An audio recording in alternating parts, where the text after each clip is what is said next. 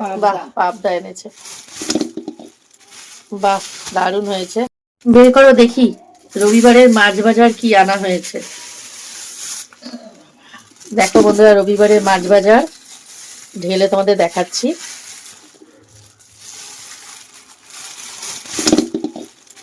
বাহ, দারুণ হয়েছে। কাতলা মাছ। হ্যাঁ, কাতলা মাছ আমি আনতে বলে দিয়েছিলাম আজকে তোমাদের দাদাকে, যে কাতলা মাছ নিয়ে এসো, কারণ হচ্ছে কাতলা মাছটাই আমাদের বেশি লাগে। পিসগুলো দেখাও মা একটু তুলে,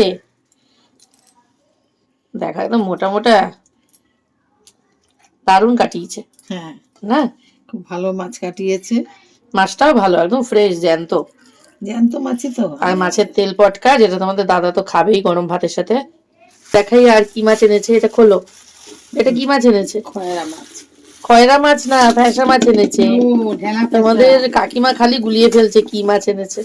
এই যে এই নিয়ে কিন্তু 3বার আনলো মা, এই নিয়ে 3বার আনলো। সত্যি এই মাছ খেতে খুবই ভালো লাগে। এই মাছের ঝাল বানিয়ে খেয়ে দেখো বন্ধুরা, দারুণ টেস্ট লাগবে। এর সাথে আর কি মাছ এনেছে একবারে ঢেলে নাও। এর সাথে আর কি মাছ এনেছে সেটাও ঢালো দেখি। বাহ, পাবদা এনেছে। পাবদাটা জ্যান্ত টাটকা আছে। এই পাবদা মাছ কিন্তু সর্ষে বাটা দিয়ে রান্না করো মা, অনেকদিন খাইনি। হ্যাঁ হ্যাঁ, ভালো হয়েছে, প্রত্যেকটা মাছই ভালো হয়েছে। টাটকা আছে মা? হ্যাঁ একদম ভালো টাটকা। ওই একটা এরকম বড় বড় যেগুলো অনেকটা বরফেরও থাকে, কিন্তু সেটা না।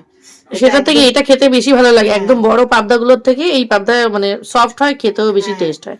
এটা দিয়ে ঝালও করে খাওয়া যায়, আবার সর্ষে বাটা দিয়েই খাবো। হ্যাঁ। এখন তোমাদের কাকিমা এই ফ্যাসা মাছগুলো ধুয়ে ধুয়ে নিচ্ছে।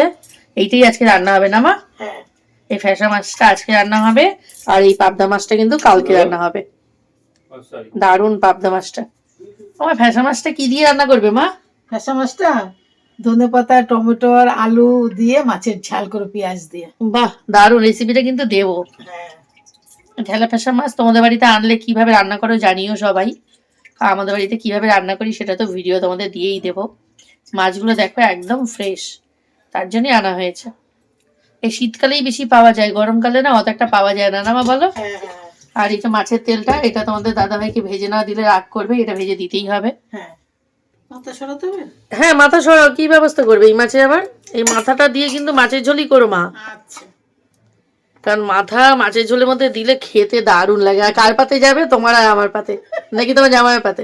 না, আজকে বাপিকে দেবো। তাই, মাছের মাথা তো এই তো সব মাছ তোমাদের দেখিয়ে দিলাম।